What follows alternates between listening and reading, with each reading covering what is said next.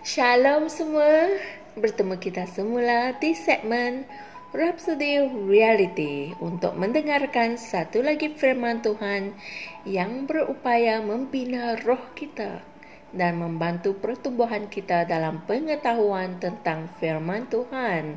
Haleluya.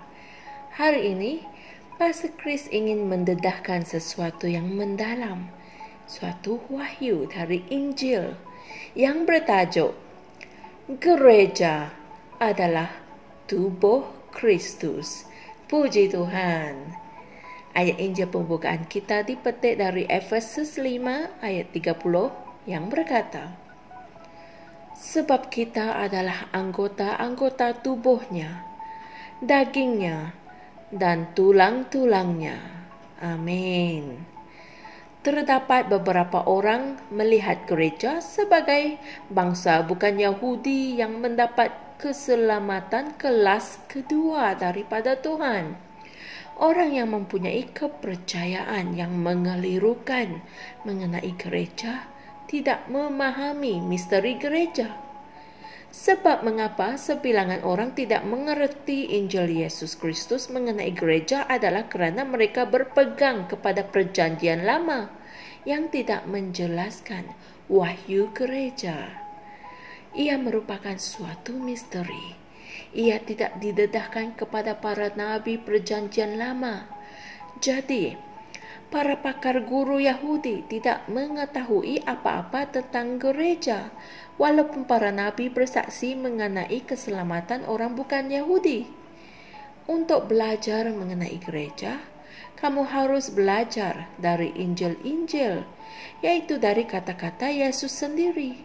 Dan kemudian, kamu mempelajari surat-surat yang ditulis di mana wahyu tentang gereja sebagai tubuh Kristus didedahkan. Puji Tuhan. Efesus 2 ayat 16 hingga 17 mengatakan, dan dia telah memperdamaikan kembali keduanya di dalam satu tubuh kepada Allah oleh salib, setelah melenyapkan perseteruan pada salib itu. Dan dia telah datang dan memberitakan damai sejahtera kepada kamu yang jauh dan damai sejahtera kepada mereka yang dekat. Haleluya. Dalam arti kata lain, Tuhan telah memberitakan kedamaian dan pendamaian kepada kedua-dua orang Yahudi dan orang bukan Yahudi dan menyatukan mereka dalam satu tubuh yang disebut sebagai gereja. Puji Tuhan. Ia merupakan satu tubuh baru yang terdiri daripada dua kumpulan bangsa ini, yaitu orang Yahudi dan orang bukan Yahudi. Walau bagaimanapun, untuk berada dalam tubuh ini, kamu mesti dilahirkan semula. Tidak kira sama ada kamu seorang Yahudi atau bukan Yahudi. Tidak ada mana-mana kumpulan yang lebih rendah di antara satu sama lain. Ayat Injil pembukaan kami mengatakan, sebab kita adalah anggota-anggota tubuhnya, dagingnya, dan tulang-tulangnya. Haleluya. Gereja adalah tubuhnya. Amin.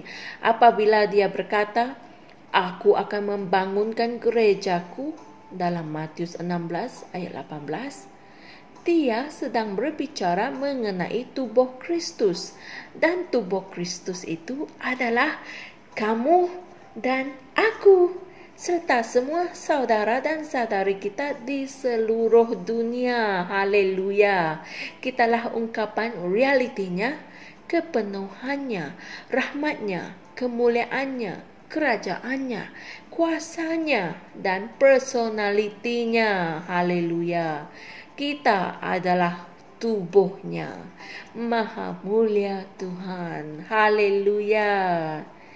Saudara-saudari semua, mari kita sama-sama membuat pengakuan ini. Aku adalah anggota tubuh Kristus. Ungkapan realitinya, rahmatnya, kemuliaannya, kerajaannya, kuasanya, dan personalitinya. Dialah kelengkapanku. Betapa diberkatinya aku untuk menjadi ungkapan kepenuhannya. Aku membawa kehidupan dan keilahiannya dalam diriku, roh, jiwa, dan tubuh, kerana aku adalah anggota tubuhnya, dagingnya, dan tulang-tulangnya. Puji Tuhan. Untuk renungan tambahan, sila pelajari ayat-ayat Injil berikut, yaitu Galatia 3 ayat 27 hingga 28, 1 Korintus 12 ayat 12, dan Kolose 3 ayat 11. Haleluya! Betapa hebatnya pengetahuan yang kita perolehi hari ini. Saya, kamu, kalian adalah tubuh Kristus. Amin. Kita adalah anggota tubuhnya, dagingnya, dan tulang-tulangnya. Puji Tuhan. Renungkanlah message kami pada hari ini sekali lagi, sehingga kalian betul-betul memahaminya. Haleluya. Jumpa lagi esok untuk satu lagi perkongsian firman Tuhan yang berkuasa. Tuhan berkati. Shalom. Kami percaya saudara-saudari semua telah diberkati dengan perkongsian firman dari Rhapsody Reality. Bagi sesiapa yang ingin menjadikan Yesus Kristus sebagai Tuhan dalam kehidupanmu, kamu boleh mengucapkan doa ini bersama dengan saya. Ya Tuhan Allah, aku mempercayai Yesus Kristus, Anak Allah yang hidup dengan sepenuh hatiku. Aku percaya Dia telah mati untukku, dan Allah telah membangkitkan Dia dari kematian. Aku percaya Dia hidup hari ini. Aku mengaku dengan mulutku bahwa Yesus Kristus adalah Tuhan dalam hidupku mulai dari hari ini. Melalui Dia dan di dalam nama-Nya, aku mempunyai kehidupan yang kekal. Aku telah dilahirkan semula. Terima kasih Allah kerana menyelamatkan jiwaku. Aku sekarang adalah anak Allah. Haleluya. Tahniah, sekarang kamu telah menjadi anak Allah. Untuk apa-apa sebarang pertanyaan atau untuk mendapatkan lebih banyak maklumat mengenai bagaimana untuk bertumbuh sebagai seorang Kristian, Anda semua boleh hantar mesej di akaun Facebook kami atau email kami di tni.msia@gmail.com.